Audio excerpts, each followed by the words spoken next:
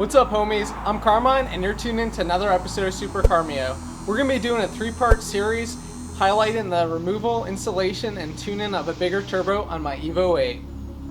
The turbo that I've elected to go with is the FP71 HTA, which is a hybrid turbo of sorts. It basically utilizes the stock EVO 9 turbine and pairs that with a larger compressor and compressor housing. I know what some of you are thinking, like if it's a stock frame turbo, what's the point? Well, I really appreciate the low to mid-range torque that EVO offers in stock form. I kind of think of it as some sort of like crazy animal on crack just waiting to pounce. It just wants you to push it harder and harder. So I don't want to upset that by adding a big turbo with a huge amount of lag. I'm aiming for about 400 all-wheel horsepower on 93 octane and around 420 to 450 on E85. For the rest of the setup, I'm going to be using an 18 PSI TurboSmart wastegate actuator, as this turbo is still internally gated. I'm going to be using upgraded injectors, a new tune, and while I'm here, I'm going to also install a new front mount intercooler. Once again, thanks for watching. Let's get this stock turbo off. Here's the current engine bay setup. Just have a stock 8 turbo, the intake, JDM EVO 9 blow-off valve, catch can on both sides of the valve cover. So the first thing we're going to do is just remove the Tomei exhaust shield and then soak those manifold nuts with some PB Blaster.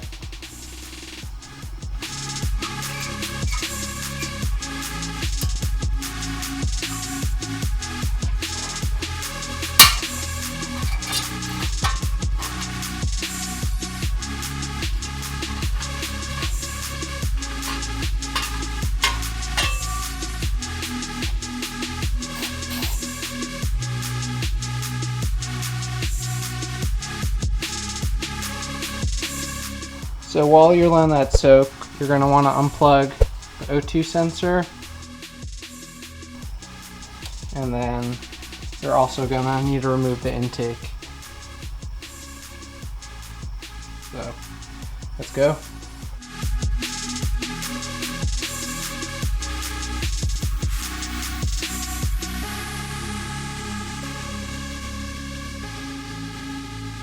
Before you tear off the turbo inlet pipe, be sure to unplug the MAF if you still have it.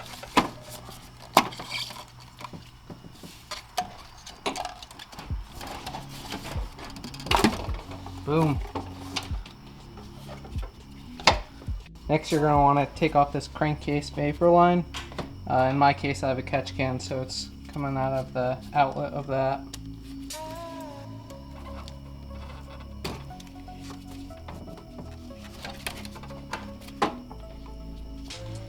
And here's the stock turbo inlet pipe with the MAF and filter. The turbo I'm going with is a different sized housing, so I'm actually going to be using a FP turbo inlet pipe with the stock MAF and this filter, so I won't be needing this. Alright, so next you're going to want to remove the vacuum lines. So I have a boost controller, so these lines are going to it right here. We have the wastegate actuator solenoid, and then this is coming from the turbo itself going back to my Ready boost controller. So we're going to want to remove those and label them, as well as the vac line to the blow-off valve, or diverter valve in this case. Next, we'll jack up the car so we can drain the oil and the coolant.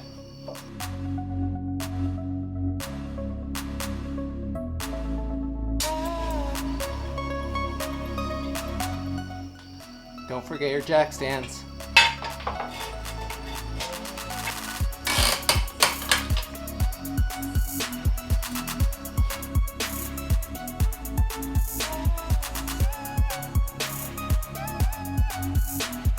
Let's do an earthquake test. Should be good. Let's proceed. If you're like me and you're still balling out, somehow you still have this stock under tray. So before you drain anything, you're gonna have to remove that.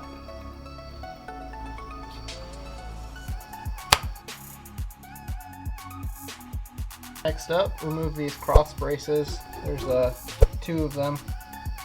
You're going to want to remove those so that you can lower the downpipe. That's our 14 millimeters.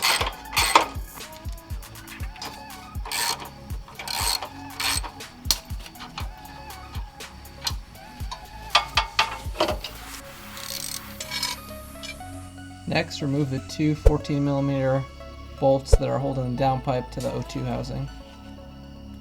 Those things are probably caked on there, so I'm busting out the impact.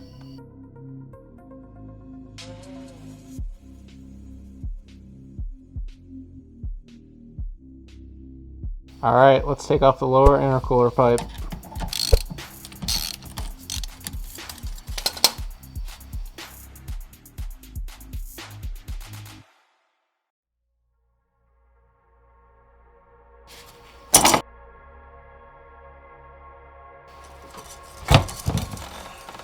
Alright, take off the 10 millimeter bolts that are holding on the oil return to the pan. Now you're going to want to fully drop the downpipe so that you can get a bolt that's holding the O2 housing. Alright, at this point we're going to be working from the top so we can lower the car.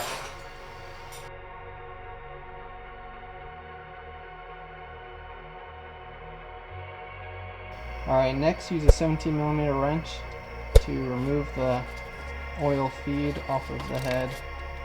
And beware, some oil might come out.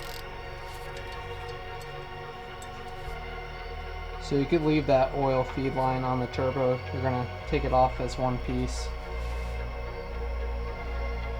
Next we're going to tackle these two coolant lines. You got a feed and a return. Here comes the fun part of removing the 12 millimeter nuts that are holding the manifold on. Good luck.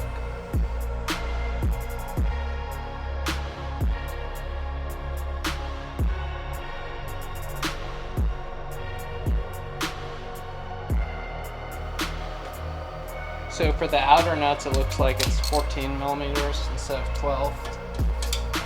Alright boys, with any luck, this is the last one and it should pop right out. Peace out, stock manifold. I'm actually going to remove this upper radiator hose.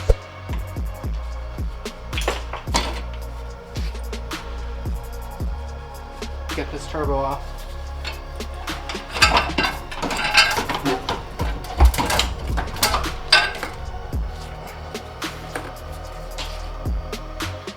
Woo! That was pretty heavy, fellas. Well, there you have it. Stock manifold and turbo are off. If any of y'all were wondering what the stock EVO 8 turbo looks like, here you go.